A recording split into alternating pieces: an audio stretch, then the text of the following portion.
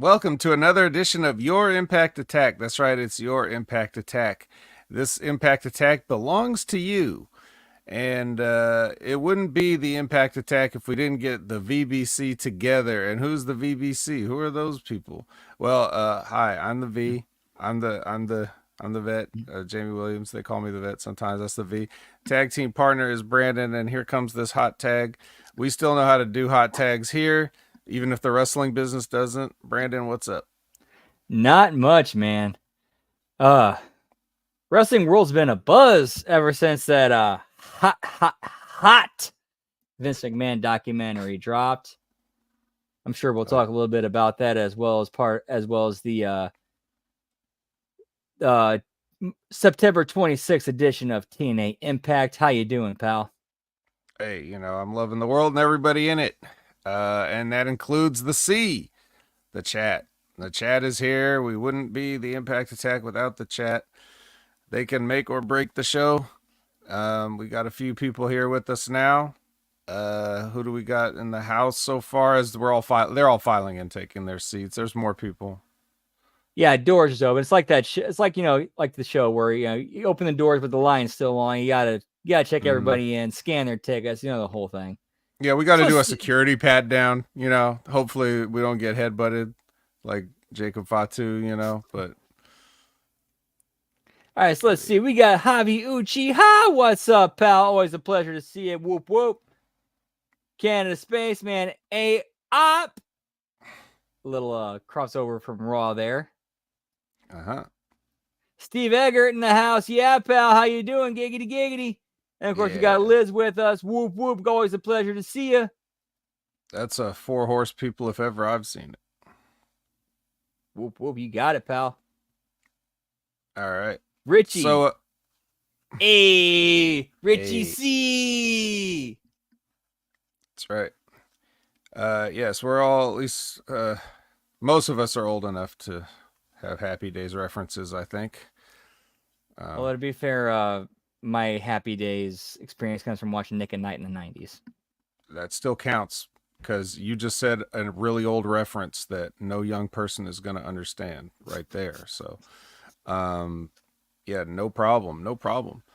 So yeah, we've got another episode of Impact Attack for you guys. And what better way to start off Impact discussions than with WWE? So, coming fresh off the Raw watch along, as you said, what's the hot and fresh out the oven stuff that's going on Raw? I assume they're trying to hold off the monster showdown until later on in the evening, so we didn't get to see that yet. Is that the case? Hey, I'll be fair. At least they're doing a pretty decent job building up that monster big man match between Bronson Reed and Braun Strowman. Yeah, Last Monster Standing, I think was what it was called. My brain was struggling to recall that as just for a little bit of behind the curtain, behind the scenes for everyone as Jerome Hall shows up. Thank you very much, Jerome. Appreciate you. We I basically, my alarm goes off at 6:05 p.m. Pacific time, and I roll out of bed and chug some energy and come on and do this show. So my brain is still in booting mode, like as we go live. And has been for years. So, but yes, Last Monster Standing. Anything interesting happen in the first hour of Raw, or should the people take a pass and just try to catch the Last Monster Standing on demand, so to speak?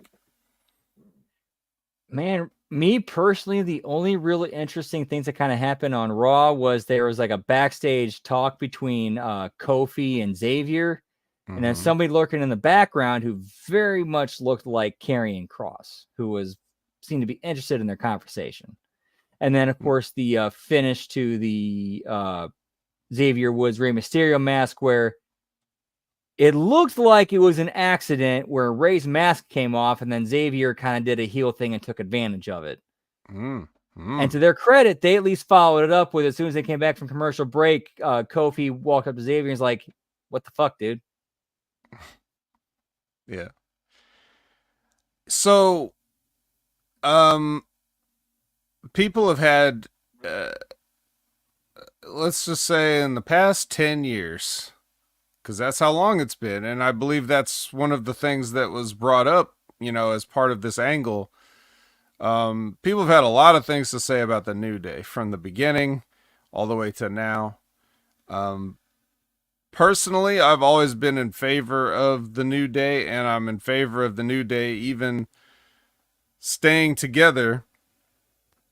Um, and I really, even if the route they're taking is somewhat predictable, at least right now, like you can see where you think they would go based on all this history of just lazy team breakups and things like that.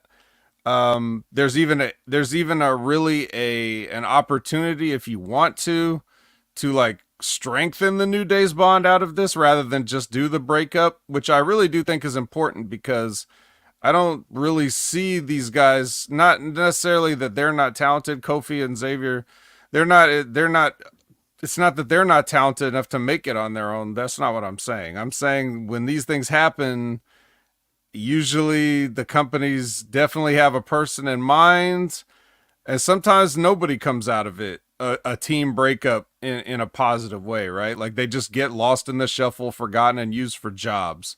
So if this isn't to actually make the New Day like re-establish them as credible, then I think it's going to go badly. But I will say that the interactions they've had backstage, where Kofi and Woods are arguing all the time, I really like how realistic that sounds compared to the overly scripted WWE that we've seen for the past decade and a half, 20 years.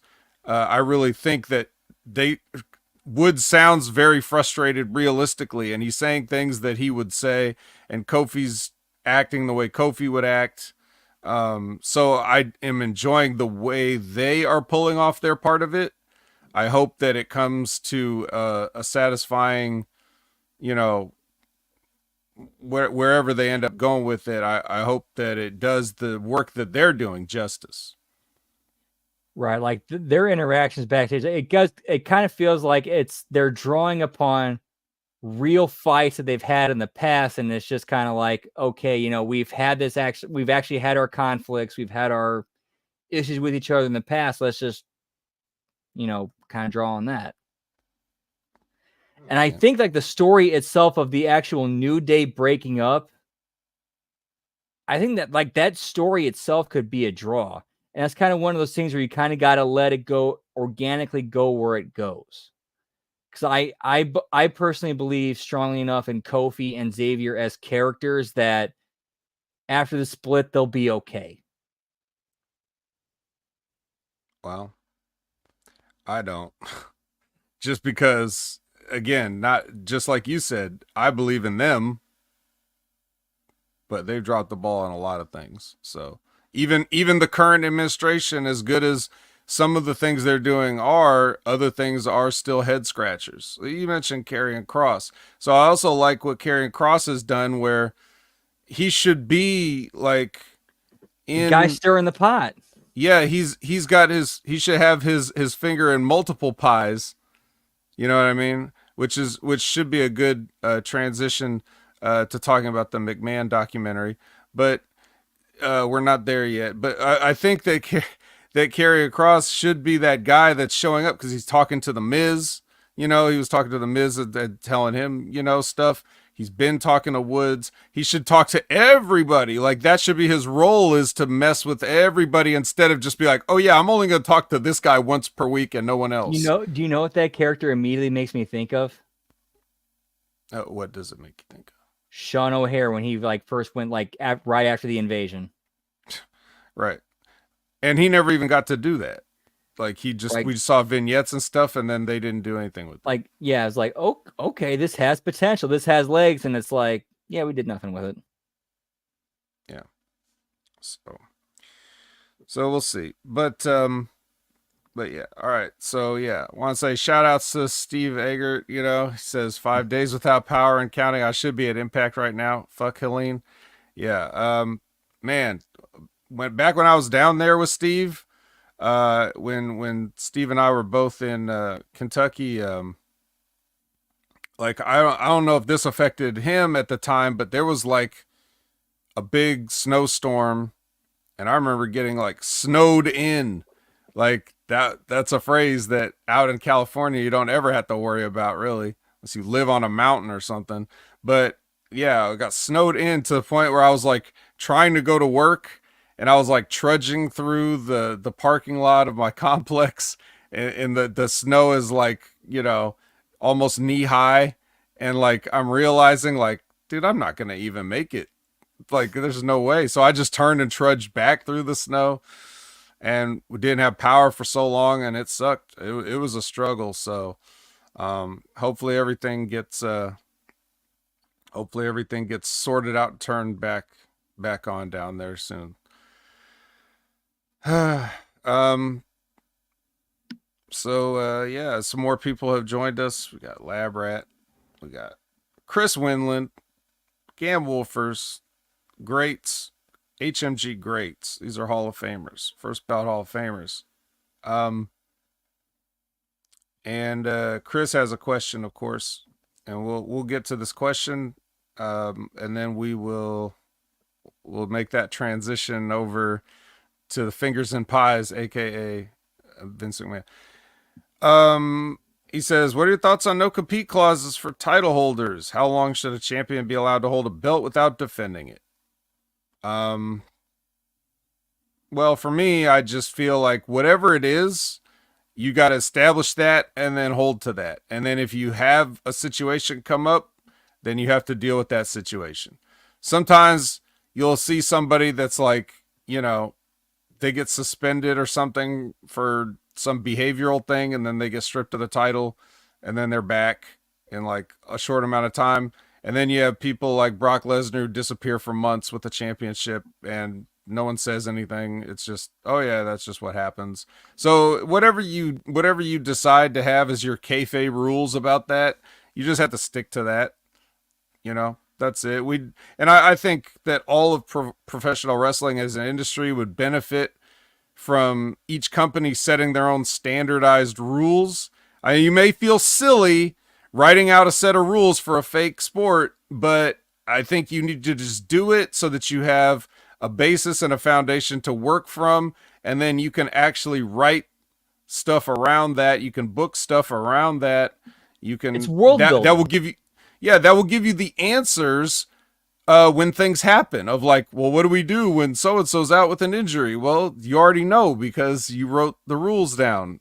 It's the rules of your established universe. Yes. So I just think people are either they're too lazy or they feel too, I don't know, self-conscious doing stuff like that. Like that it's too silly to care about wrestling. I am absolutely with you on that. Like if you're establishing a fictional universe where, okay, it's a sports thing, it's wrestling. Okay, we have to have an established set of rules and regulations and laws and whatnot that kind of govern it, because it's a athletic body. Right. So if you don't know what to do and you don't want to make something up, then base it on reality and just copy that. Whatever. It's not that difficult, but everybody makes it seem like it's the hardest thing in the world. From the smallest indie promotion to the WWE, they all just like do whatever they feel like in the moment, and then fans are like, well, hey, what about last week when you did something different? And they get confused. Yeah, all you got to establish your universe, set your rules for the universe, and stay to them. That's all you got to do. Right. Now, then you can get into bigger philosophical discussions about like, okay, well, you establish your universe, but your universe still exists on Earth in the real world, and you have people stepping in and out of those worlds. So how do you marry the two? How do you make it so that things make sense between real life? And that's why I've always been of the belief where you can't get too crazy. You can't be burning down people's houses because police would be involved. You've seen the heinous things that people do on wrestling shows, but CM Punk got fired for grabbing a guy. So it's like you're not you have to be able to, um, you know, everything has to work within the real world and your established universe. Yeah, that actually recently, I think it was Russo who said that, made this quote about the whole thing with Hangman burning down Swerve's house. He said if he pitched that to Ed Ferrara would say, okay, and then Hangman's getting arrested, right? Mm-hmm. Yeah, I mean, you have to, and that's what Russo means when he says, the stuff just kind of writes itself if you base it on logic and say if this were real, then whatever. Now, just like everybody else, he's guilty of taking artistic licenses or whatever as well, but he's not wrong in the mentality of it where you try to start with logic and then you develop it from there. Same thing with what we're saying here. If you base it on a set of rules, then you'll always have your answers. You don't have to come up with creative licenses because it's built in. Maybe it's not. Maybe it's not the. Maybe it's not the most sexy to do it that way. Um, maybe having people is like, well, unfortunately, so and so is injury, so we must relinquish the championship or whatever. Like, and just do those kind of things. Instead of turning into some sensational, TV angle. Uh, well, not everything needs to be the biggest ratings grab ever. And it just seems like the more and more they do, they're showing that the ratings aren't getting grabbed anyway. So just do stuff that makes sense. And then maybe more people will be inclined to not change the channel when you do something stupid. Yep. Like as far as like the whole thing with the title holders and not defending it, I've always been a fan of the 30-day rule. You have to defend the title at least once every 30 days or you get stripped of it. Yep. And if you want to change things up to be more like pro fights, see now under the Endeavor, you have even another excuse for why you need to make things a certain way or to have a more regimented set of rules because you have the UFC now over here under the same umbrella that does operate with rules in place and doesn't just decide, oh, one week we'll do things like this and the other week we'll do things like this. So they have a set of rules that they have to follow, and now you can sort of adopt, even if not exactly those things, but use those as a guideline for like what you can do in similar situations. Because at the end of the day, you're both promoting fighting sports, so any similarities would be welcome because people can always will say, "Oh, well, that's like UFC. Okay, I see. This is more legit." And they'll stop looking at wrestling as this ridiculous circus sometimes and treat it with a little bit more reverence and respect. But yeah, with both of them being under the same umbrella, there's no reason for that flywheel synergy, pal. Yes, let's get some flywheel synergy, pal. Let's talk about, you've done a couple of watch alongs for the Vince McMahon documentary, right? Um, I'm gonna let you speak on that, and then, but before I do, I'll just get my thing out of the way because number one, I already mentioned it on the wreckage when Jimmy T asked me what my thoughts were on the Vince McMahon documentary, and I just simply told him 20 minutes into episode 2 I turned it off because I said this is just A&E biography on WWE. It really has very little to do with Vince McMahon. There's very little new information. I can see that the producers have edited this into a format that is just, it's just a puff piece where they had to tack on something at the end. It was never going to be like what it proclaimed it was going to be. We are not going to learn anything about Vince McMahon. We're not going to have any insights to Vince McMahon. They're just going to do the same WWE whitewashing of wrestling history that they've always done. And when I'm sitting there and, that first episode had some interesting, like a little bit of interesting stuff, okay, intro and stuff. And it seemed like it could set the table for more.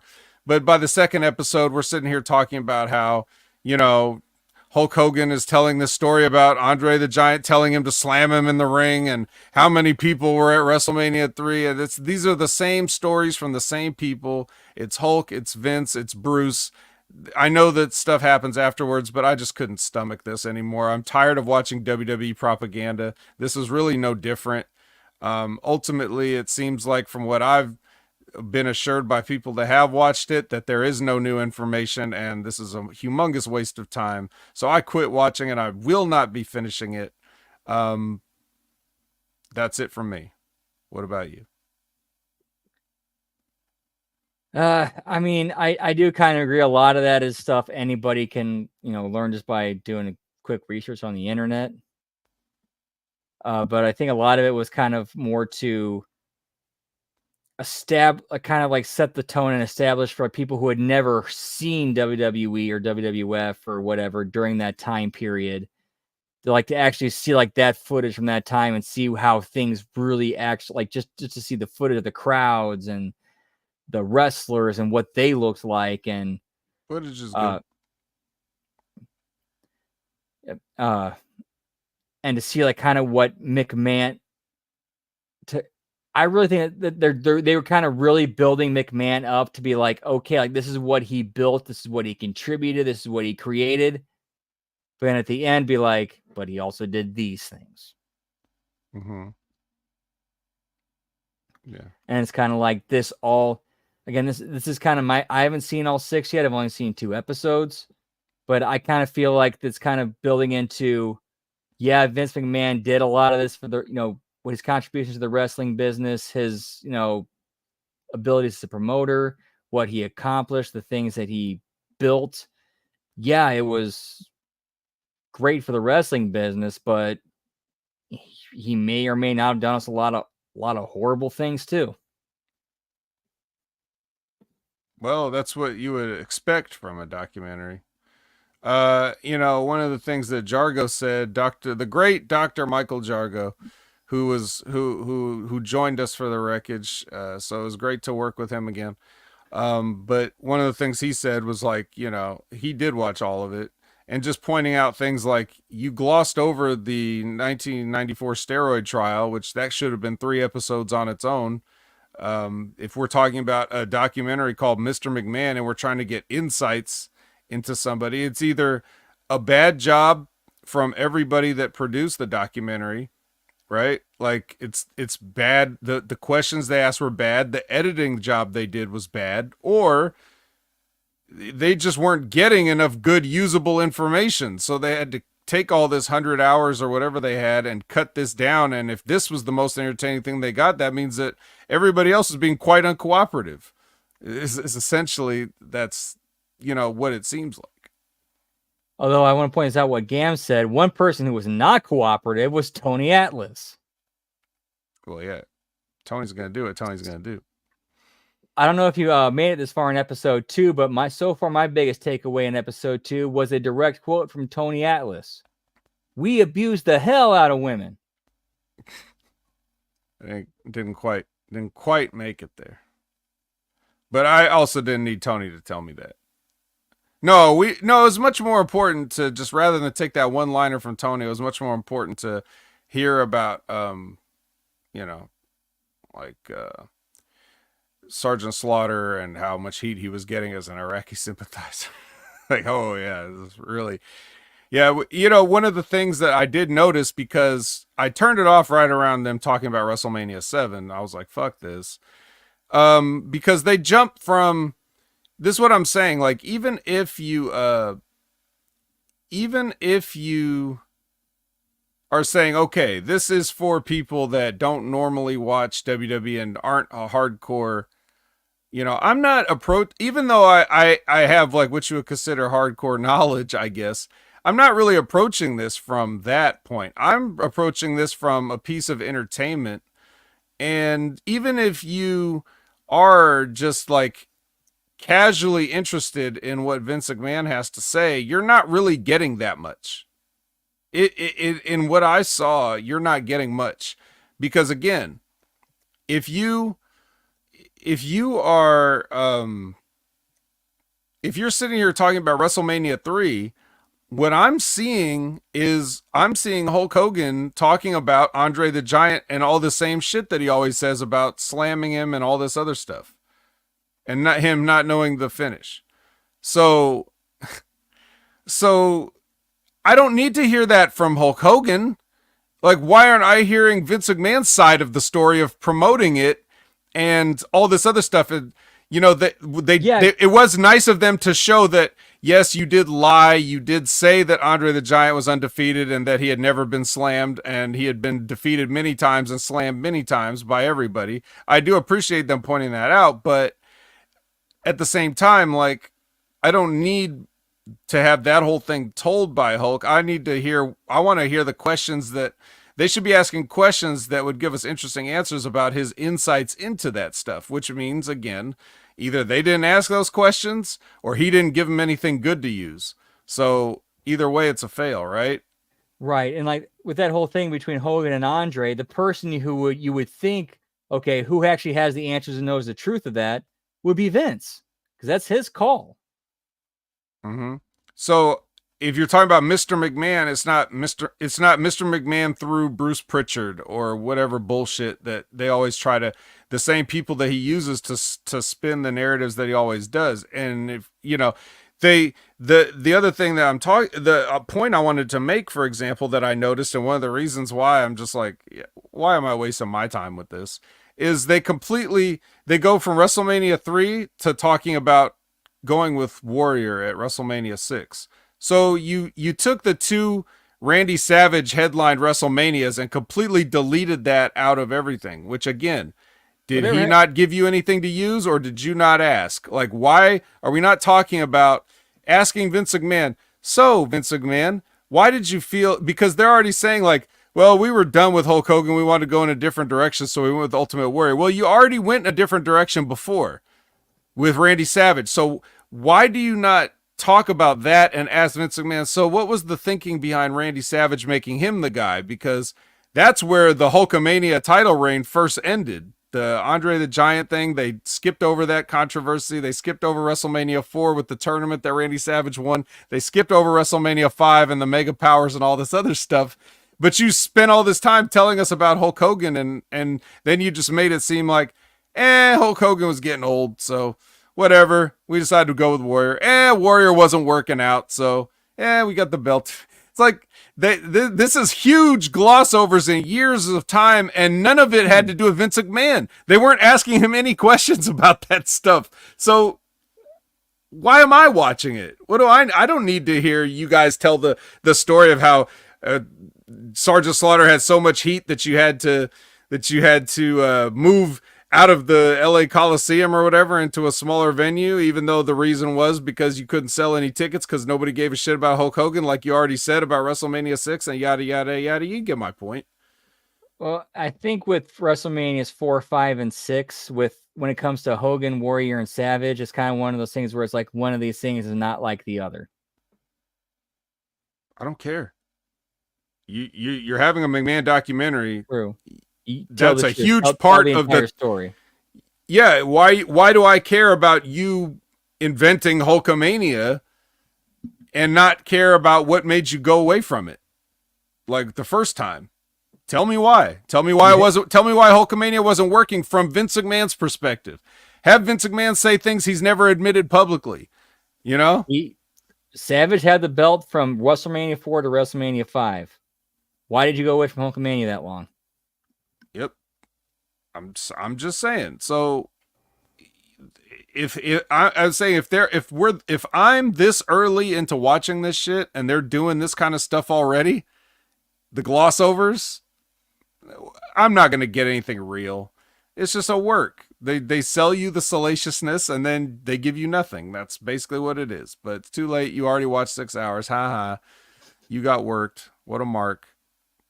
Not going to be me. So everybody else can enjoy it at their own pace and if they want to, but yeah. And speaking of which, we'll catch you on part 3 of the watch along tomorrow night. That's right. We'll see what happens. We'll see what they can gloss over this time. Scott Woodford's here.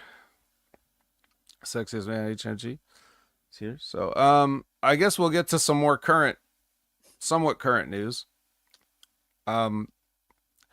So next week we won't be talking about we may be talking about what you learned from episode 3 or 4 or whichever episodes you managed to watch by then, but one thing we won't be talking about is new TNA content because, as some of you may know, TNA was forced to cancel the scheduled tapings for the 27th and 28th because of the hurricane.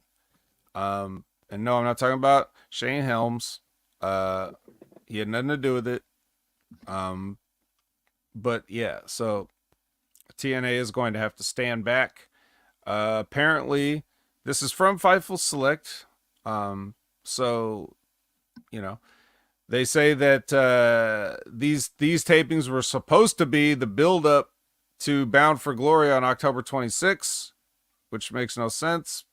But I guess they were going to do the entire month up till then. Yeah, I guess so. So, now some of the people already made, this was going to be in Spartanburg, South Carolina. So that was that was not going to happen. Some of the staff had the power in their hotel go out, so they had to charge their devices in their cars because there was no other vacancies in hotels, and the venue power was cut. So there was no chance of them doing any programming. And now they're talking about maybe doing Skyway Studios in Nashville, which is where they were working during the lockdowns, not the TNA lockdowns, the other ones. And that was, they actually did the 2021 Slammiversary from there. So they're not going to have any time to produce content for this week. So allegedly it'll be a best of Bound for Glory show. Allegedly. Doesn't mean it doesn't mean we're taking a week off, but TNA's hand was forced and they're going to have to sit this one out. Yep, so. we've been through this gamut. What was it, 3 months we went through this one last year? Man. Well, it felt like an eternity or a lifetime, but yes. Get me hidden gems, pal. Yeah. So that stuff, hopefully, hurricanes are, well, they're very devastating, and it seems like they're very frequent in that area of the country. So, man, hopefully, the most amount of people are going to come out of this okay that is possible. Everybody just be as safe as you can, and always be aware of your surroundings. Pay attention to weather reports and warnings, and that's just good advice all the time. So TNA will get, I'm sure they'll get their tapings done at some point. They'll be able to. Yeah, I'm sure they'll find a venue to get it taken care of. Yeah, and then we'll, see where we go. Now, in another small piece of news, the only really newsworthy thing I saw, unless you guys want to bring up anything or if Brandon has anything, but apparently on Monday, no, not Monday, this past Friday, Killswitch, aka Luchasaurus, aka Austin Madelson, was found collapsed this past Friday, taken to the hospital.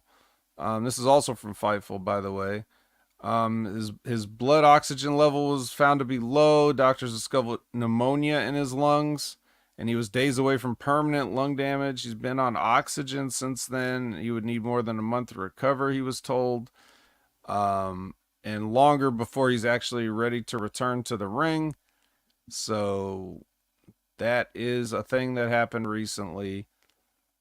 Now, mostly Luchasaurus doesn't compete in the ring. He mostly just stands there with the full gear on and growls at things that Christian says. So I'm sure he could come back sooner if he feels good enough to travel, but apparently I guess he's doing okay now. So that's good, but he's struggling. Pneumonia. Dude, get well soon, pal. That shit ain't nothing to fuck with. So, but that's really like I mean, that's just there's really not much to say about that. That's really the only piece of news that I was able to see scrolling through everything. Oh yeah, a WWE Hall of Famer passed away today. Oh man, Pete Rose. That's Pete Rose. Yeah, how good was Pete Rose in those WrestleMania things? Dude, he did a. I thought he was great in those. Yep. Now watch Major League Baseball pull a Hall of Fame and put him in the Hall of Fame now that he's a WWE Hall of Fame. I meant to say, watch Major League Baseball now posthumously put him in, even though they kept him out for so long. And was there really any real evidence that he did anything wrong? Like, yeah, he might have bet on his team, but he's always said he bet on his team to win. Yeah, I don't know. Look, I mean, to me, to be fair, like the only way you can really prove that is if you actually got the real betting records, which I don't think, to my knowledge, have those ever been made public?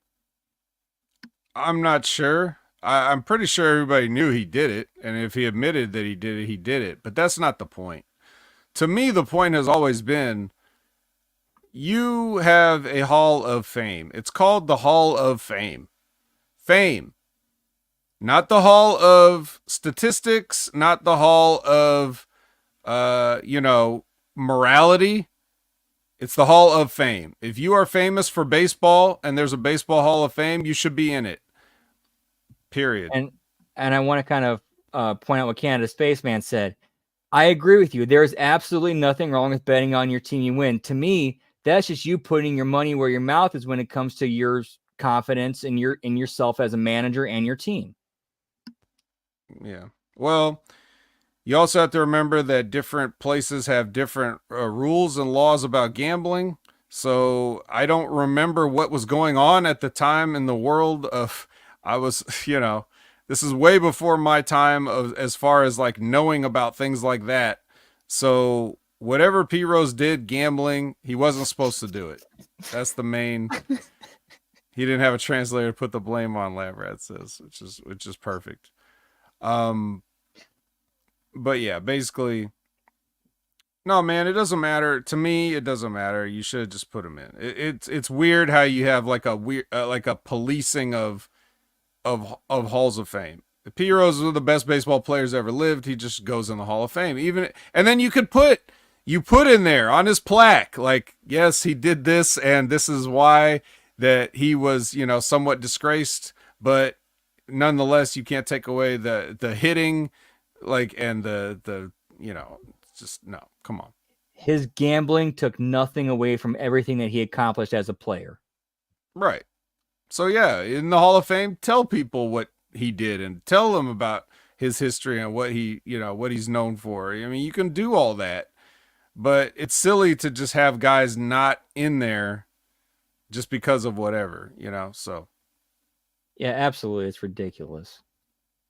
I want to look something up real quick here. Unless you just change the name. And if you just change it to MLB Hall of Guys Who Never Got Caught, okay, well then that's a different thing. That's a different criteria. So there's a story which I want to make sure I confirm. Because I brought this up during the Raw watch long, and I think I got it wrong, and I want to make sure I correct it here. Okay.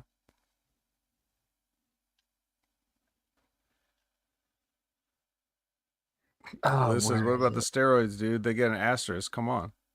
Yeah. I mean, look, everybody had the chance to do steroids, whether they did or not.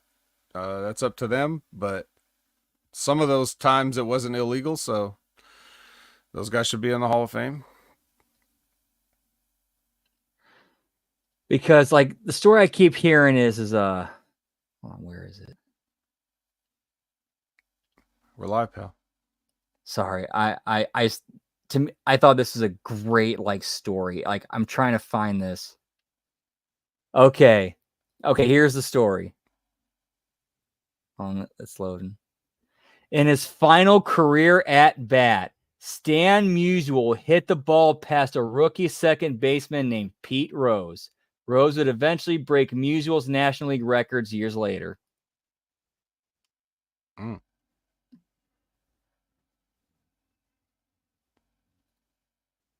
Yeah, I think doesn't Pete Rose still have some records? Like I think yeah, I'm pretty sure. Yeah, let me check. We're live, pal.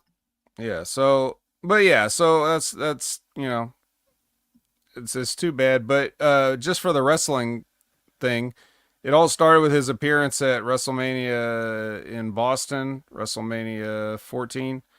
He came out and he made some disparaging comments about the Red Sox, and then Kane came out and tombstoned him, and then in the subsequent two WrestleManias, Pete Rose would make an appearance trying to get back at Kane, and it just never worked. He dressed as the San Diego Chicken one time, which that was funny. And then he appeared in the commercial for No Mercy 2002, where he was like a rude person, like treating trick-or-treaters like shit, and all of a sudden, like, he opens the door and it's Kane. Yeah. So I mean, it was a good. I mean, they got some good stuff from Pete Rose. It was cool. Yeah, it was probably one of the Raw guest hosts. Gam says, yeah, I don't remember everybody that was ever a Raw guest host, but probably. Yeah, the great Pete Rose. All right, so I got it here. He is still currently the MLB's all-time leader in hits, games played, at-bats, singles, and outs. Yeah, he's never going to lose those records. No one will ever surpass those records, ever. Because he played in a time when you actually played the game. He didn't make guaranteed money. Like, you had to go out there and do all that. And you basically didn't get paid if you didn't play. So that's probably one of the he probably wouldn't have had, if he had had millions and millions of if he had had $500 million guaranteed, like Otani or somebody, you think he would have needed to bet on sports? Nope. So anyway, well, Cal Ripken Jr., hold my beer. Pretty much. So I mean, yeah, like today's players just won't play long enough to get those records for whatever reason. They'll either make enough money to just comfortably retire and then do whatever their secondary career was going to be, or they're just going to keep playing, and the way people are with like their money ball and their pinch hitting and their statistics and their probabilities and their Dungeons and Dragons and all this other shit, like they're just not going to get the amount of at bats that would be needed to try to challenge Pete Rose. Also, the pitchers, there's more amazing pitchers now than there were in Pete Rose's day. Not to say that there weren't amazing pitchers in Pete Rose's day, but you had generations that grew up on guys that grew up on those guys. So the levels of pitching are. Remember pitching duels? And you'd have pitchers who would refuse to step off the mound so the other guy did? Mm-hmm. Yeah, you're not going to have those anymore because you're going to get guys that, they get taken out in the fifth inning or whatever because they're a right-handed batter and the right-handed batter and they're left-handed, so they have to play the percentages, as Mr. Burns would say. The great him pinch hitting homer for Darryl Strawberry because the pitcher's the same handedness. He's like, but I got 9 home runs today. And he did a fantastic job.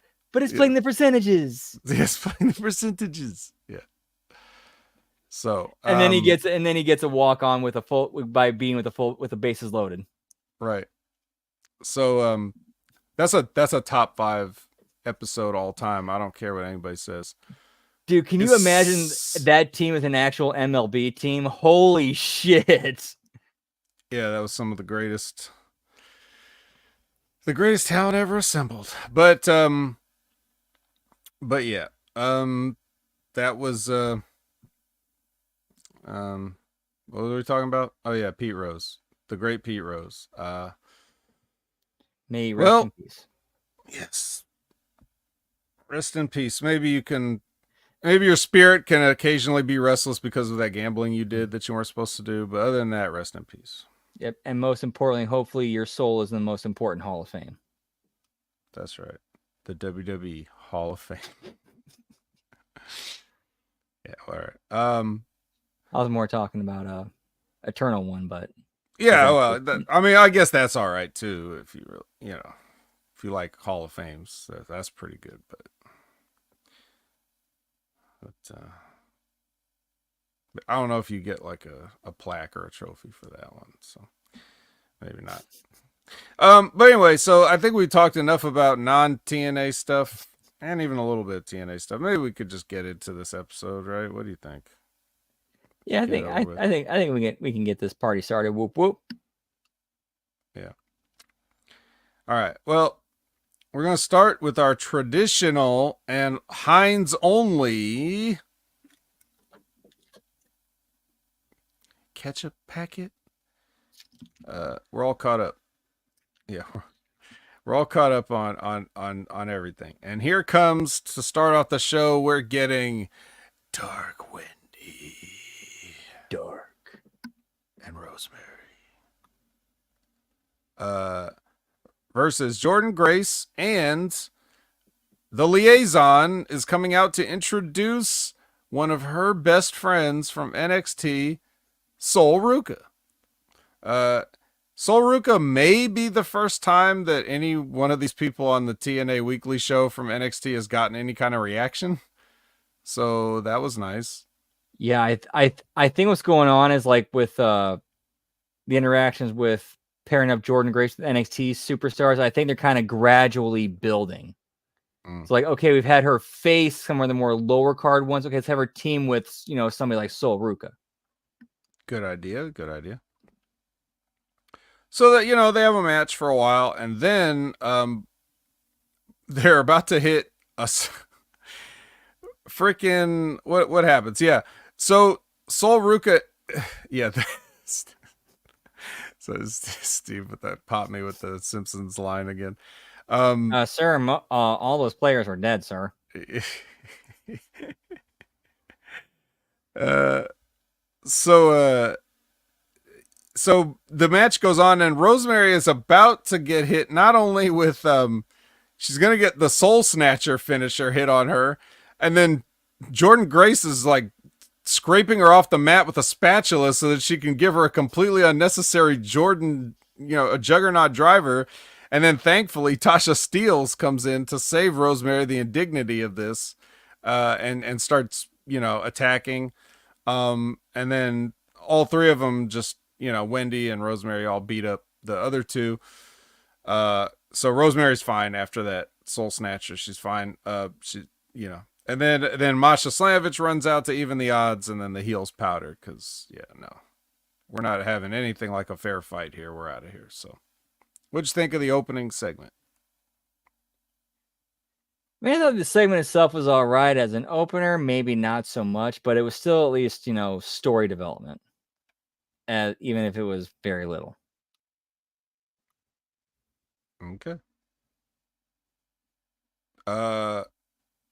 The king of TNA, Frankie Kazarian's with Gia, and no music underneath.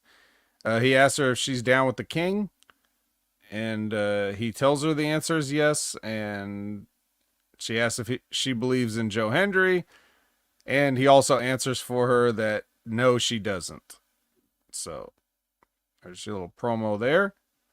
And then Laredo Kid comes out. He has a very ornate cape, I noted. And he comes out, and his opponent is Gresham Classic. So we got a match between Jonathan Gresham and Laredo Kid. The story of the match at the start was Gresham's going to try to out-lucha the luchador. And he shockingly somewhat succeeds, I guess, based on the story they were telling. It was like, all right. But then they just sort of break down into a more Jonathan Gresham style match. One thing you can say about Jonathan Gresham, His matches don't look like anybody else's, and I would tend to say that's a good thing. There's still some things that, if I was working with him, I would talk to him about, but other than that, like, I pretty much enjoyed it. And a unique finish here, which it seems like he's trying to get unique finishes over, because this time he takes that thing you do where you grab the guy's leg and slam his knee into the mat, and he just does that so many times that Laredo Kid quits. So a submission to knee slams. I like that. That was a very unique finish. Like, you never see that. Like, okay, like, instead of an actual submission, you're just beating the dude so bad and hurting like a specific, body part that it is too much for him and he gives up. Yeah. So there you go. There was that. Yeah, my only complaint was with that finish. I think Gresham should have healed it up a little bit more. Yeah. I mean, it seems like it could be a heel finish, but we didn't really get, again, in this match, we didn't really get any foreshadowing again to the, the vignettes that we've got. So it's normal Gresham and normal match, and there you go. So yeah, it just felt more like it was built to kind of showcase a unique finish and show that Jonathan Gresham can end the match at any time doing anything. Yeah. Now I will say this about the finish, because I wouldn't be me if I didn't. Even though I like the uniqueness of the finish, I don't really like the finish for one reason. You made Laredo Kid look like shit, because first of all, he's a babyface, so at least you would think he is, and then so you shouldn't have him quitting. And especially not to something that he should be able to reverse and escape, because all Jonathan Gresham has is his ankle.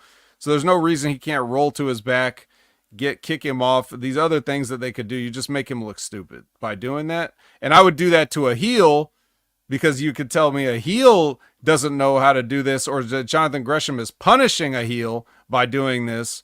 But for a babyface, I wouldn't choose to do this finish.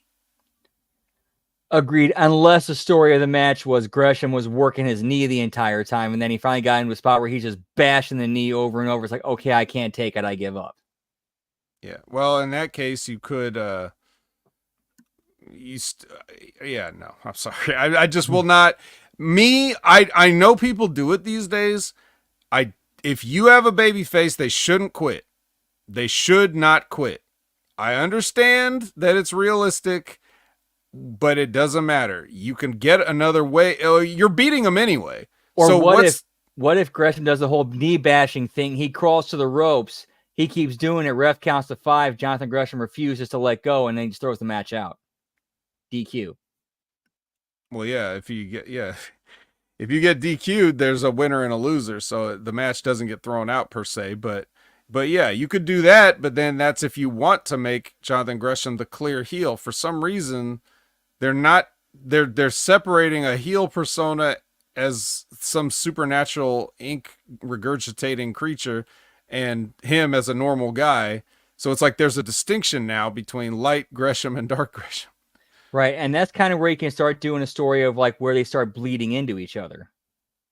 Yeah. So yeah, I would say do this finish on either a guy that you don't establish, like just a local, or a heel. But I wouldn't do Laredo Kid like this, personally. Yeah, definitely not Laredo Kid. There's other people on your roster you could have done this with, or a local. Yeah. Santana invades the system's office, and the way you know that it's the system's office that he invades is because they have a nice framed picture of the system on the outside of the door. Not a picture of like them as a group, like not a group picture, like a group photo with them, like in their American gear and smiling and posing. Yeah, not that. It's just a framed picture of the word "the system" in their font, in their graphic font. So you framed a picture of the words "the system" and hung that outside the door. So he goes in there and he fights all of them. apparently, we can't really see because, of course, this is wrestling. So a cameraman's not going to follow past a certain point. Trust me, I did punch this up. Did you get a photo? Did you get a photo with human beings outside the office? Well, I kind of forgot that little part of it, but at least we followed it up a little bit more and further and did a little bit more show than tell. Yeah. I mean, see, this is the difference again with me. If I'm doing this, as somebody has this like set up where it's like a cameraman's following Santana, or Santana's like, come on, let's do this or whatever. And then he goes in the room, and then you just take your camera and point it at a small framed picture, like a 4x6 of the system, and just shoot that on the wall while you hear noises inside. Like, that's the corniest thing in the world to me. Why would the cameraman even do that? So what I would do instead of that was I would just have him try to like go inside the room, or like stick his camera inside the room, and then somebody gets like thrown into the door, which closes the door. And maybe the cameraman could take a bump in the hallway, and like you could shoot the ceiling or something like that. Or the camera could, land on that picture, even though we don't need the picture because we saw the system when he tried to go inside. So you obviously know what they're doing. And you also know the storyline that Santana's after these guys. So you don't really need to sit there and linger with a shot on a framed picture that says the system on it. Who framed it? Did you go to Walmart and buy a frame and just stick a photo of the words of the system in there? Can you sell that as merch? Do you have 4x6s that just say the system that they have outside for fans to autograph? Like, do you see what I'm saying? Like how stupid this shit is the minute you take 5 seconds to explain it? This is why I think you and I would be so good together putting together a wrestling show. It's like as soon as you like lay that whole thing out, I'm envisioning a scene where Santana like tells the cameraman to come with him into the locker room. He has a weapon with him. The brawl happens, and eventually it fights back into the doorway. The cameraman gets like knocked into the door, and the door gets smacked in his face as it's shut, and he like rolls over, and you see the camera rolling with him. Yeah, something. And it's like, we got to go to commercial break. We'll be right back. Yeah. No, you don't. You tape all these in 2 days. You absolutely don't have to go to commercial break. You can shoot as much of this as you want. Whatever, man. Whatever. It's just lazy wrestling. It's just the same, WWE light bullshit that, it's all the WWE's fault. This is all Vince McMahon's fault. All right. So, let's see who we have. Wentz and ABC versus Speedball, Kushida, and Slater for nothing. No reason. Like, no reason. This just happened. Got any thoughts on it? Or can you correct me? Is there a reason this match happened with these specific guys? Zero whatsoever. It's like, it's literally like kind of like if I'm putting together a dark match for like an iPay-per-view. Oh yeah, we'll put that together. Okay. Yeah. Well, one of the guys in the match that I'm high on is Leon Slater, but he's just there to take the pin from Zachary Wentz's ridiculous UFO cutter move, which essentially has him doing like a lucha springboard thing. I don't even know what you call that. What do you call that when you just like hold a guy under the armpit so that he can spring up off the ropes? Like what is that? That's the name for that. That is lucha. That is lucha. Yeah, I don't know what they call it in Spanish, but that's what he did. And that's what Wentz does. He jumps up high off the top rope to come down with a cutter. I can say that I did get a little bit of lucha training, and from what I was taught, that a lot of it is working together and that kind of stuff.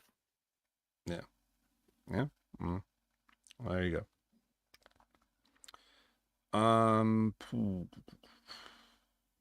We learned that Cody Deaner does not walk away from a family or a fight. So what does that mean? That means that two Jack guys are working out, and he's tried to appeal to his cousin, and Hammerstone basically said, "Get out of here." And Cody Deaner said, "I'll punch you in the face for the people." That's basically what happened here. I'll punch you in the face for the people. The people, yes. All right, now we get a Santana vignette. It's a full vignette with music and everything. Now he is looks a little bit disheveled and bloody. So is this after he attacks the locker room? Because that is very, very impressive. The way he was able to like edit this together, like the cameraman that was busy shooting that 4x6, he was able to edit this, put music over it, and get this like, you know, a couple segments later. That is amazing. That is real fast work. The WWE should hire this guy to help work on some of their elaborate packages and stuff. Or was this just supposed to be anytime Santana could have done this, and you chose to show it after we've already seen him? Like, at first, before I realized what was going on, I thought, why would you put the Santana vignette after the locker room invasion? Why wouldn't you show this first, and then the next time we see Santana, it's him going in there, like, you know, building up to it? But because he's bloody, now I'm thinking, was this after he got his ass kicked by them, and then they shot a thing with music and editing? Like, it wasn't that's quick production, man. We've already seen that TNA can't handle quick production. It wasn't a bad production. It was just way too soon. Like, this aired next week. Like, hey, this is some footage that we got after this whole thing went down. Okay, cool. Yeah. Yeah, I'm also not, you know, one of the things that works about the found footage genre is it looks like it's footage that you found. It doesn't look like it's footage that you made. You know, that's why nobody wanted to watch the Blair Witch sequels, because they were just regular movies. So, anyway, speaking of movies, Lei Ying Lee makes her big debut. Versus against Nightwolf. Yeah, Nightwolf. No fatalities. The fact that the crowd even chanted Nightwolf at her. Yeah. Yeah. Yeah. Well. Yeah. This is Hyann. I've seen her around a little bit. Nothing amazing. But this was you know, this was the big debut get over thing. What did you think of it? I'm sorry, I legit could not get over how much like this looks like Katana versus female Nightwolf in a wrestling ring without the fans. And he means the fans. Yeah. Wait, she did have the fans, just not in the match. Right, she didn't use them as weapons. That's right. If anybody's ever played Mortal Kombat, you've seen like when Katana throws a fan at somebody and it starts slicing at their chest and they start backing up going, yeah. Yeah, if Katana and Raiden, because she has the hat too. Yeah. Well, I suppose. Here's what stood out to me. On the commentary, Matthew Raywalt used the phrase to describe Miss, you know, Ying Lee, Lei Ying Lee. He said, and I quote, "stoic, strong confidence." And in my opinion, that's the one thing she doesn't have. She doesn't have stoicism. She doesn't have confidence. She's doing an NXT women's match is what she's doing. She's being a babyface. She's appealing to the crowd. She's saying, "Come on," and doing that kind of stuff. That's not stoicism.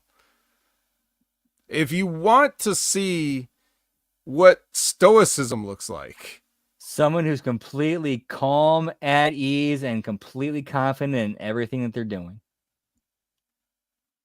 Has anybody ever watched a movie? There's this movie. Well, there was a few movies with this one guy. I don't know if you guys have heard of him. He's not that famous. His name is Bruce Lee. Have you ever seen any of these? You ever heard of this guy? Some guy named Bruce Lee. Remember when Chuck Norris kicked his ass? No, I'm kidding. 100% kidding. Yeah, exactly. So if you want to see what a Chinese person that has stoicism and charisma does, it's Bruce Lee. So when you watch him in a fight scene in a movie, or even if you can find the rare sparring footage that he has from like the Long Beach Karate Invitationals or things like that, Bruce Lee does not move until he needs to move. Like, he will stand there and glare at people, and then as soon as they move, he reacts. That's stoicism. It's not bouncing around on doing poses and like saying, come on, to the crowd to fight. Now, if she wants to do that, obviously she has no idea what Matthew Roywald is saying, but I think that's the kind of a character that she wants to be. Like, if anybody can be your idol in this situation for what your character or your presentation is supposed to be, it's Bruce Lee. You react to your opponent. You wait for them to make a mistake and you counter the mistake. You show your speed, you show your skills, you show all those things that she has. You don't just do it in your typical NXT women's format. You know, be different than everybody. You're already different, but be even more different. Give them a different match. Dude, I like that. Have her basically be kind of like a female Bruce Lee, but at the same time, you kind of have that whole, katana aesthetic. Yeah. Now, it sounds like, I understand that using Bruce Lee as an example kind of sounds like a white person saying the only Chinese person he knows. Just using Bruce Lee was that. I'm using Bruce Lee because he's an example that everybody would know, but he is also, like you said, the perfect example of what is she trying to do, or what do the announcers think she's supposed to be trying to do, so much so that they said it on commentary and she wasn't doing it. She looks like a nervous wrestler. She doesn't look like a stoic pro. And that's just something that you have to work with her and coach her. But the people that have been working with her and coaching her for, when was the Mae Young Classic? How long ago was that? Because that, however long ago that was. 6 years? Yeah. However long ago it's been, that's how long she's been under WWE contract. So she's had that long and that many different coaches in NXT telling her in a little bit of time on Raw or whatever, for agents or whatever to try to tell her, and them just not getting it, and her just listening to them and trying to be a good student and just not getting it. Liz says, does Meiko Satomura show more stoicism? Yes, if you could see her, but she wasn't on Impact this week. 2018 was the last one. I'm talking about the first one, because she was in the first one. So it would have been 2017 then, perhaps. I think they did too. So she's had almost 8 years. She's coming up. She was coming up on that. She was coming up on that Austin run. The famous Austin run I always talk about. I've been in this business for 8 years, son. So, yeah, someone just needs to explain it in a way that she can understand. She's got the work ethic. She's got the look. She's got everything. All she needs is just somebody to tell her, like, I think this is the character you're trying to be, and this is how they would be. She has all the tools. She's coachable. She just needs the right coaches. Yeah. And unfortunately, the right coaches are sitting here on YouTube Live right now, and TNA doesn't contact us. So she hits her finishing move, the Thunderstruck. I'm sure she's a huge AC/DC fan, as you imagine. Thunderstruck! Basically, it's like this spinning downward kick thing that she does. If you've seen her do it, you remember. But that's good. Well, speaking of advice, Mike Bailey gives Leon Slater some advice. Slater wanted to apologize for losing the match, and Bailey said, "No, don't apologize. Just, chin up, tits out, and watch for the shoe." That's what he said, and then or something like that. We even made it. So I forgot who in the chat actually made the same comparison. Like, that was literally what Tony Storm says, just like with different words. Mm-hmm. Pretty much. The ABC is doing one of their patented 90s VHS promos, and then the Hardys walk in and just the graphics just go off again. That's amazing. It's really amazing. The first time it happens, you think, color, pal. Yeah, you think when the first time it happens, you think, oh, it must be like AJ Francis has these abilities to just shut graphics down. But no, anybody can do it. Anybody can just walk in and shut it down. So, well, to be fair, they are powered by the 7 deities. Yes. Anyway, they basically just say, we want to also be tag team champions. It's very exciting. Walking wiener in the ring. Now here's a fun one. Here's another detail. I'm gonna break down and explain. I'm gonna explain why you don't do it and why it doesn't matter that Josh Alexander did it.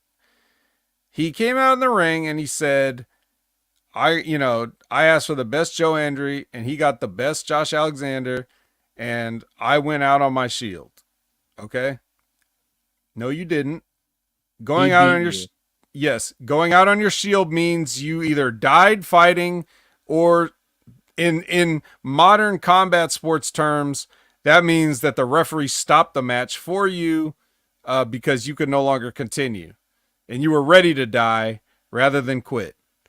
Now, the reason it's okay if Josh Alexander says this is because he's a heel. So you can say things like this. You can give yourself credit for things you didn't do, and that's okay. I don't know if that's the psychology he went with, or if he really thought that saying that you went out on your shield is equivalent to just losing a match, because it's not. But at least it worked with how the segment ended up going.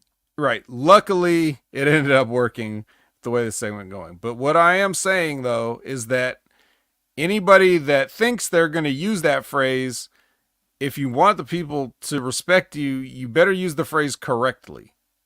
And normally you don't have to tell people that. You let other people say that for you. He went out on his shield. If you went out on your shield, you shouldn't be alive to say it. That's kind of the whole point of going out on your shield. It means they're carrying your dead body off and they're using the shield as a makeshift stretcher. It goes back to like Roman army times or whatever. Yeah, and if you're coming out, then on the next night, you're coming out in crutches and a neck brace. Right. Anyway, so I just wanted to clarify that aspect of it. He calls out the other bald white Canadian with a beard. For some reason, Eric Young struggles to get his audio through the broadcast feed. Did you also experience this? Like, Josh is talking and the microphone comes through the broadcast, and Eric talks and you can hear the echo of the mic in the arena, and it's getting picked up by the TV cameras. Did you hear that? There's definitely a little bit of audio error there. Okay. Even though they were able to cut to submit a fully produced Santana vignette earlier in the show, they got that in like just 5 minutes. They were able to do all that, but they couldn't get the mics to go through the same audio feed. So anyway, yeah, he says like, I'm proud of you. And Josh Alexander looks like he's like, okay, I got this bitterness out of my system. We're good. We're going to give a nice handshake and a hug, and we love each other. We're bald Canadian, bearded brothers for life. And then, he goes to hold the ropes open for Josh, and Josh's like, oh, come on, what are you doing? And it's like, don't do that. Come on. And then he's like, oh, yeah, I'll hold the ropes open for you, Eric. And he's like, oh, well, that's very nice of you. And then, of course, he German suplexes him as he starts to go through the ropes, and then hits a C4. And then Burt Macklin comes out. It's like, how could you do that to my best friend? That we've always been friends. And Then Sinner and Saint come out, and the comic visual of those two guys beating up anybody is right there. Just imagine if you haven't seen Sinner and Saint, just imagine Wheeler Yuta going up to somebody and telling them they need to put size on, and that's basically what you got. And then they hit the C4 on Burt Macklin, and he goes out on a shield. Although, to be fair, when it comes to Burt Macklin and Eric, and they did kind of establish the whole thing of they kind of earn each other's mutual respect and have each other's backs. And that's the kind of Burt, following up on that. I respect you, so I'm not gonna tag you, not even gonna bag you. I'll just pin you. Got any other thoughts on this? I'm sure you'll have a punch up of some kind, but yeah, there is a small follow up to this in the punch up. All right. Oh, well, speaking of somebody that was injured, Steph DeLander, even though she said she has to go get neck surgery, she's here applying for a job as deputy director of authority with Santino, and he's just like, no, you get out of here or whatever. And then Cardona comes in and is like, yeah, get out of here. What are you doing here? You said you had to leave, so leave. Get out. Be gone. And then Santino puts him in a Monsters Ball match at Bound for Glory against PCO. Just exactly what we all wanted to see. To be fair, we really don't know what kind of surprises might happen in that match. Oh, I wonder if there's going to be thumbtacks. I'm wondering, is somebody going to call in a favor to WWE, and we might get somebody who is very heavily tied into the Monsters Ball match making an appearance. Dun, dun, dun. All right. Let's see. Okay, next is Heather Reckless versus Xia Brookside. I got a question for you guys. All you guys. And maybe some more than others. Maybe Liz can answer this. Do Texans, do they just cheer hats? Like, will they just cheer for a hat? Like, because the reason I ask is because Xia comes out wearing a cowboy hat. Like, that's going to get her over, even though she's from England and whatever. It's like, is that going to be enough to get people to care about you if you just wear a hat? Or like, I don't know if it's that easy to get over in Texas. I'm just curious. I don't know. I've only passed through there. I've never spent a lot of time there. Liz says no, purse. It's Malibu Stacy, and she has a hat. Yeah, come on. I want the Lisa Lionheart doll, Instead, we're getting sold a new hat. So, I don't know. Free hat, free hat, free hat, free hat. Free hat. All right. So, it's Heather Reckless versus Hat McCullough. Ash is observing. She observes Xia beat the extensions out of Heather's head, which that was pretty funny.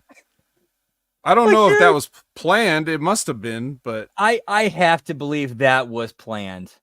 Like the fact they even played it up too. Like, I gotta believe that was planned. Yeah, it just didn't. They didn't, because in wrestling, like, it seemed like they would make a show of it, like ripping it out and like whatever. It seemed like she was more just reacting to the fact it's like, well, shit, it fell out on TV, so what are we gonna do?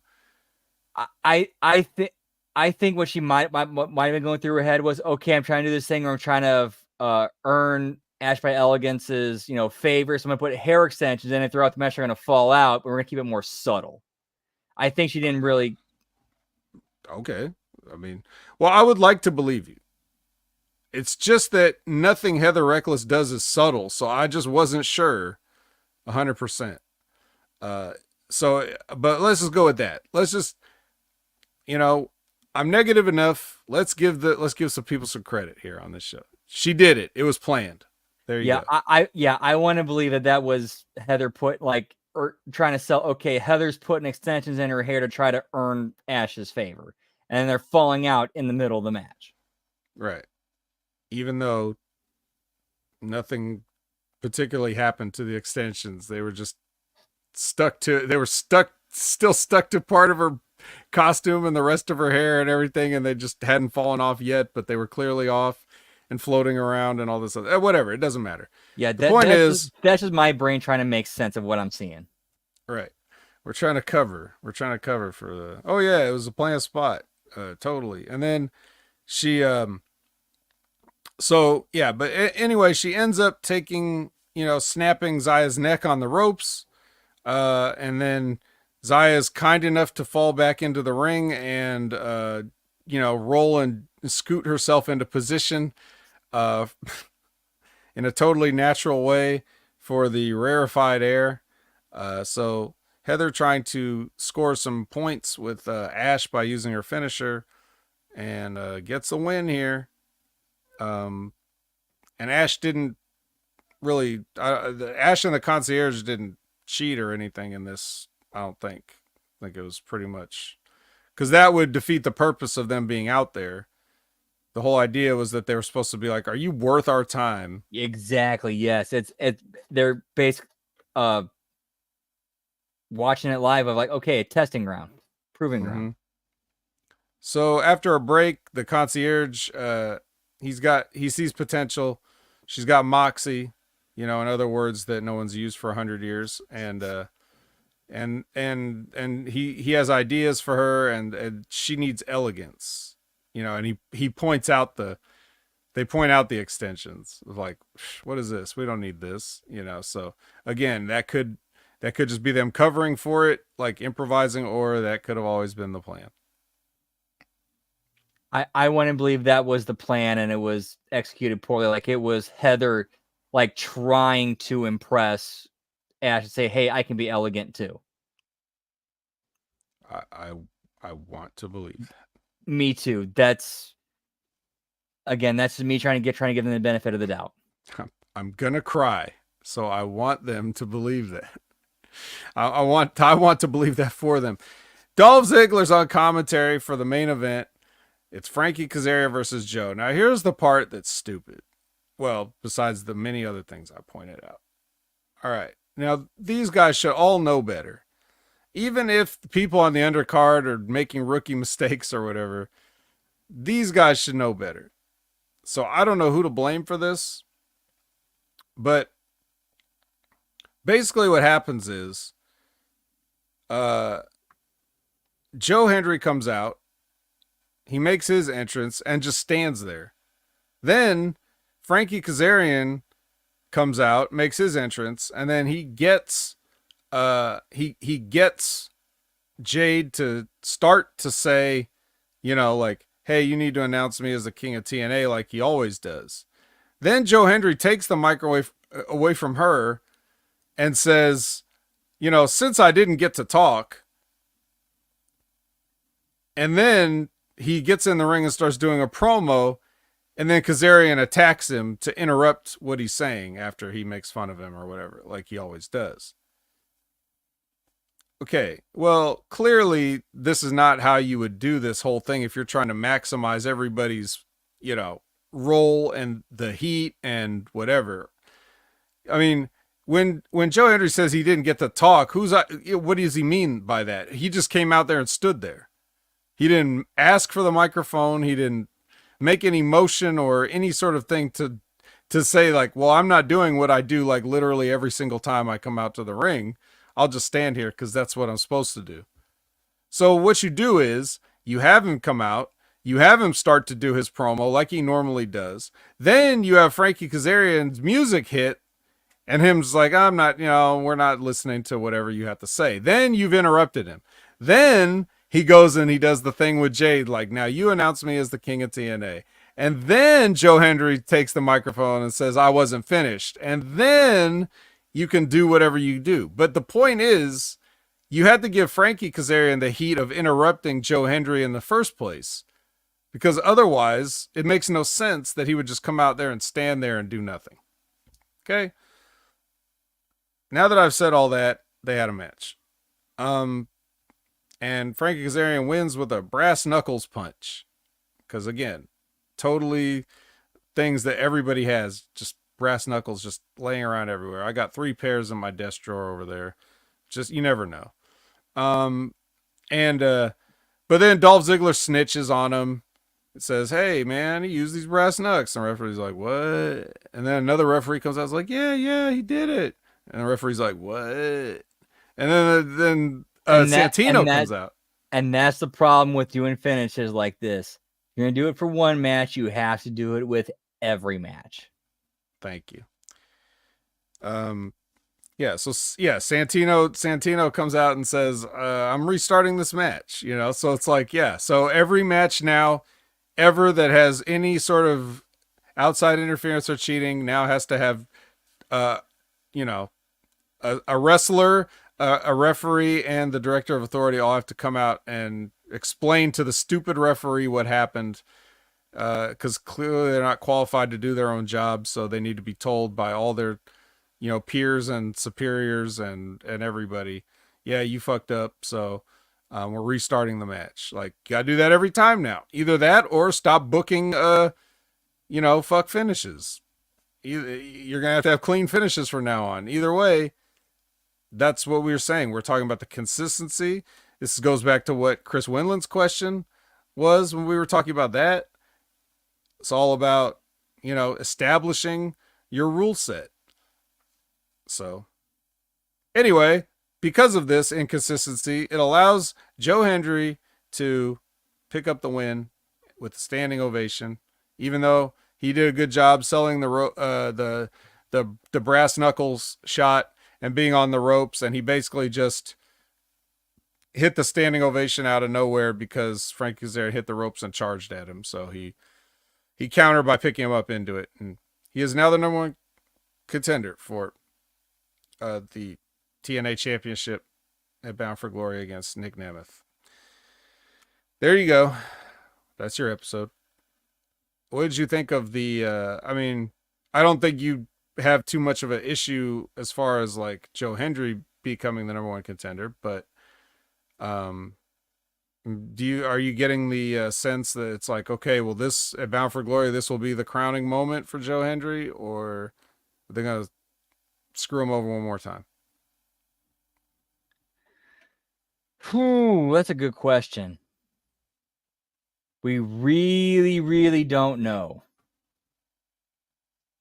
I mean, this is TNA after all, but I want to believe Russell that NXT partnership, and the fact that I got to believe TNA recognizes and knows once Hendry's contract is up, he ain't staying. So we got to get what we can out of him. And one of those things is putting our belt on him.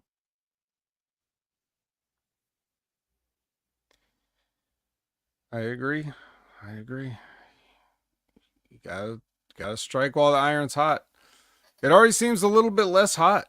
I seen, at least in TNA, I see, and even Joe Hendry, and like little things I notice, like, his hair used to be like a lot more like perfectly coiffed and like every hair in place, and now he's looking like he just rolled out of bed, like it's just sticking up in the back, like out of everywhere, like it's not combed. He's lost some of his size a little bit.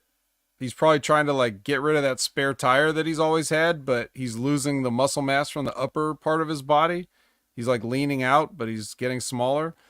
So I don't know, but I think before it's too late, you gotta make the move. So right, and that window they have with him is getting shorter by the day. That's right. So, that was that. But what can we do to punch this up? A brass knuckles punch, if you will. All right. Once let me move the computer We're gonna get over kicked here. off of YouTube with this brass knuckles punch. We're gonna have Google come out and say, Hey, restart the match. Restart the show. Yeah. We got Revan with us. Whoop, whoop. What's up, pal? Good to see you. Giggity, giggity.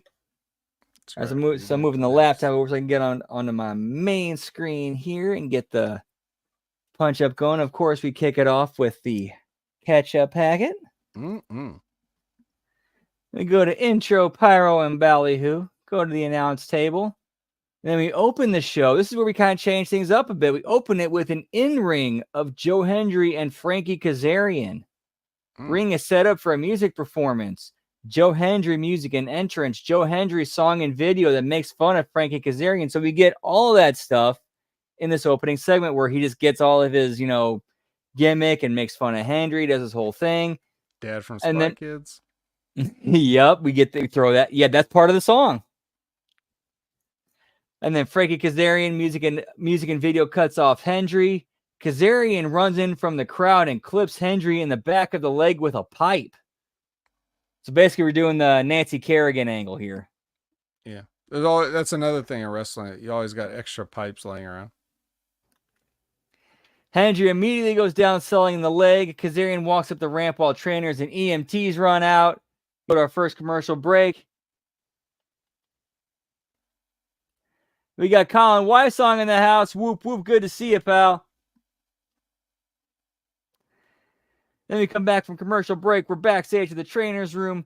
Hendry is getting his leg looked at. Santino enters. He asks the trainers about Hendry's leg. They're not sure yet. You go to match number 1. This is where we kind of change things up quite a bit.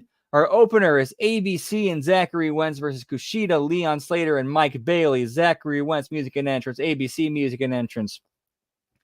Kushida music and entrance with Leon Slater, Mike Bailey music and entrance, condensed version of match on the show. Go to the parking lot with the System. They arrive at the building, and Mike Santana is seen watching them. Then we go to match number 2, Lei Ying Lee versus Hyan. Hyan already in the ring. Lei Ying Lee music and entrance, same matches on the show. Backstage, Kazarian's locker room. Santino enters and informs Kazarian that if Hendry can't wrestle in the main event, then he will be suspended for 6 months. Backstage, the System's locker room. They enter their locker room, and Mike Santana and picks up a weapon and follows them inside before we go to our second commercial break. Then we come back from commercial. We get a during the break, Santana attacking the System in their locker room. Then we go to what's happening currently inside the locker room. Santana and the System continue to fight until officials and security break them up. Then you go backstage with Jake Something, Hammerstone, Cody Deaner, same thing we got on the show. Match number 3, Jordan Grace and Sol Ruca versus Wendy Chu and Rosemary. Wendy Chu and Rosemary music and entrance. Jordan Grace music and entrance. Ariana Grace music and entrance. Ariana introduces Sol Ruca as Jordan's partner. Condensed version of the match on the show. And then we go backstage with Leon Slater, Mike Bailey. Same thing we got on the show. Then we go backstage, ABC and Hardy's, the same as we got on the show. And then we go backstage to Gia and Nick Nemeth. Gia asks for his thoughts on what Kazarian did to Hendry. Nick answers Gia, and then JBL steps into the shot and tells Nick that they need to talk. Go to our third commercial break. In ring, Josh Alexander and Eric Young. Josh Alexander music and entrance, same promo as on the show. That asks Eric Young to come out. Eric Young music and entrance, same promo. Same thing with Alexander attacking Young with Macklin and Sinner and Saint running out. We go backstage, Steph DeLander and Santino, same as on the show with PCO versus Matt Cardona in a Monsters Ball match booked for Bound for Glory. Match number 4, Laredo Kid versus Jonathan Gresham. Laredo Kid music and entrance, Jonathan Gresham music and entrance, condensed version of the match on the show. And then we go backstage to Santino's office. Young and Macklin enter and say they want Sinner and Saint. Santino books it for next week before he says he's going to check in on Hendry and leaves his office. And then you go to our fourth commercial break. Match number 5, Xia Brookside versus Heather Reckless. Xia Brookside music and entrance, Heather Reckless music and entrance. Condensed version of match on the show. We go backstage to the trainer's room. Gia is standing outside. Santino exits and says that Hendry is cleared and the main event is on. We go to our 5th and final commercial break. New Japan hype video. We go to the announce table. They run down the card for next week's show. Match number 6, our main event. Frankie Kazarian versus Joe Hendry. Nick Nemeth, music and entrance. Nick Nemeth sits at the announce table. Frankie Kazarian, music and entrance. Joe Hendry, music and entrance. Condensed version of the match on the show, but of course with a changed up finish. Nemeth enters the ring and he and Hendry shake hands.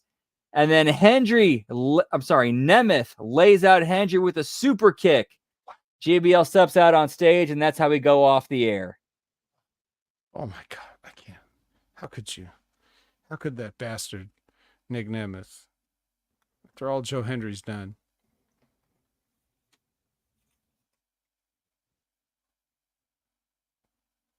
Well, did they didn't have no JBL in this episode, did they? I didn't miss anything? No, they did not. I mean, I didn't expect them to, but is it just because he was in San Antonio or those areas? Is that why he just shows up to Mexican wrestling promotions and Impact when they're in Texas? I know he showed up more than once on Impact. I forgot which other show it was besides Slammiversary or whatever it was. I think didn't he show up at Emergence? Probably. I don't really remember. Nothing interesting has happened. I mean, JBL is like, he's a guy that's good at talking, so just showing up mysteriously in in his what I can only assume is a Yellowstone inspired outfit doesn't really do it for me, brother, but Part of me wants to say he was watching some Always Sunny in Philadelphia and thinks he's Charlie and Mac with that duster. Well, maybe so. But yeah, so that was the punch up. Don't really have much else to add. I did my punching up during the review. Brandon's got his pre-punched up punch, and so we hit Impact with the power of the punch, and hopefully somebody out there can take some inspiration from it. But if you want to take more inspiration from us, then you can follow us at other places besides here. So, Brandon, what are you getting into this week? Oh man, as always, you can catch me on Twitter, or as the kids call it these days, the X at LG Brandon Whoop. Twitch is still under construction, but it's twitch.tv/LG Brandon Whoop Whoop. And I'm also on Substack at HMG Brandon. And then our schedule for this week for the watch-alongs is tomorrow night we're doing HMG After Dark of Part 3 of the Vince McMahon documentary. Wednesday, it's AEW Dynamite. Thursday, we're doing HMG After Dark of Part 4 of the Vince McMahon documentary. Friday night, we're doing SmackDown. And Saturday night, parts 5 and 6 of the Vince McMahon documentary at HMG After Dark. Whoop, whoop. All right. After Dark. So check out as many of those things as you can. We really appreciate it. As for me, Opinion Haver on all your favorite social media platforms. Wednesday, 8 a.m. Pacific, 11 a.m. Eastern with Big Ray Hernandez for Next Level Wrestling Review. Sunday at 8 a.m. Pacific, 11 a.m. Eastern for The Wreckage with Jimmy T. And this past week with Dr. Michael Jargo. So if you didn't check it out, check it out. We got, what else we got? Wrestling with Rip Rogers, Stevie Richards Show, JTG YouTube channel. Check out everything HMG is doing aside from what we already mentioned, but also, things like the Bottom Line betting with RBV and John Hartnett and other guests, other assorted guests. Check them out. Just stay abreast of everything we're doing by clicking that subscribe and the notification, and make sure you have the right notification on there.